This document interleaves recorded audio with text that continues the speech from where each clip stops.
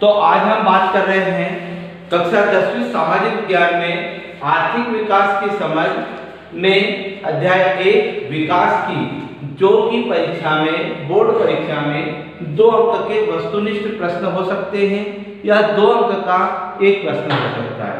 Board द्वारा इसे 2 अंक निर्धारित किए गए हैं। तो देखते हैं 2 अंक के वस्तुनिष्ठ प्रश्न में।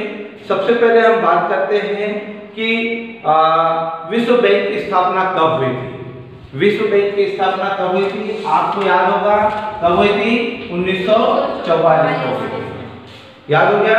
पहला विश्व बैंक की स्थापना कब हुई थी? 1944 को हुई थी। दूसरा, MID का पूरा नाम क्या है? MID का पूरा नाम क्या है? मानव विकास सूचकांक। क्या है?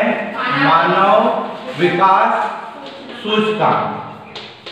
ये आपको पूरा याद होना चाहिए, ठीक है। जैसे परीक्षा में आ गया कि MID का पूरा नाम क्या है, तो हम लिख के खाली स्थान में आ सकता है कि मानव विकास सूचकांक।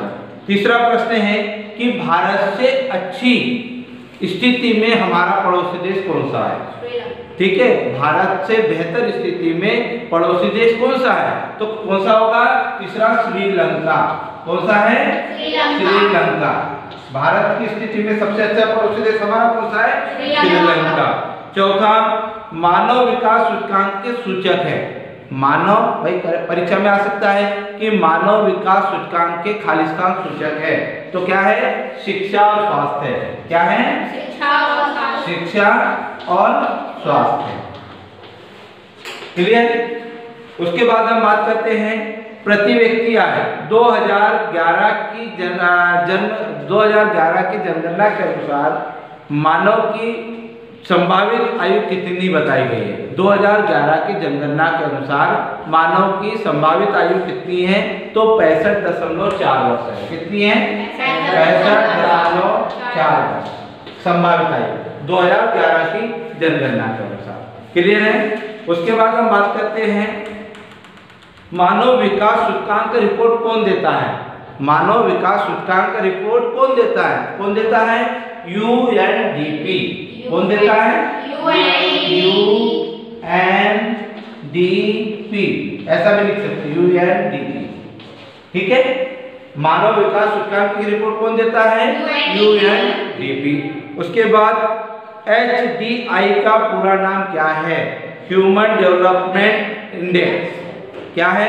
Human development index. याद रखना, मानव विकास HID का पूरा नाम क्या है? ह्यूमन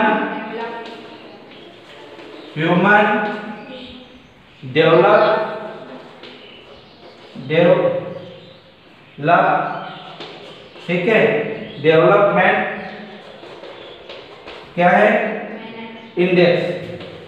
ये आ सकता है, याद रखिएगा। ये पूरा किसका नाम है? HID। परीक्षा में आ सकता है कि HID का पूरा नाम लिखिए, तो HID का पूरा नाम क्या है? Human development index. ठीक है। उसके बाद निम्न आय, जो निम्न आय वाले देश की आय कितनी होनी चाहिए? कम से कम 1005 रुपए। कितनी होनी चाहिए? 1005 रुपए डॉलर। ये डॉलर में है, ठीक है। 1005 से कम आय है किसी की प्रति व्यक्ति आय, जिसकी मतलब आय, तो वो क्या होगा? निम्न विशिष्ट होगा। उसके बाद भारत में सबसे साक्षरता वाला राज्य कौन सा है? केरल। कौन सा है?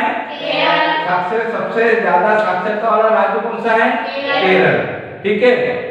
उसके बाद हम बात करेंगे मानव विकास स्थिति में 2019 में कितनी आय होना चाहिए? 49,300। कितना होना चाहिए? 49,300 रुपए होनी चाहिए डॉलर में। ठीक है, ये होना चाहिए। उसके बाद सबसे निम्न आय वाला कौन सा है? सबसे कम गरीब राज्य कौन सा है? सबसे गरीब राज्य कौन सा है? बिहार। याद रखना, सबसे गरीब राज्य कौन सा है? 2011 की जनगणना के अनुसार सबसे गरीब राज्य कौन सा है? बिहार। ठीक है।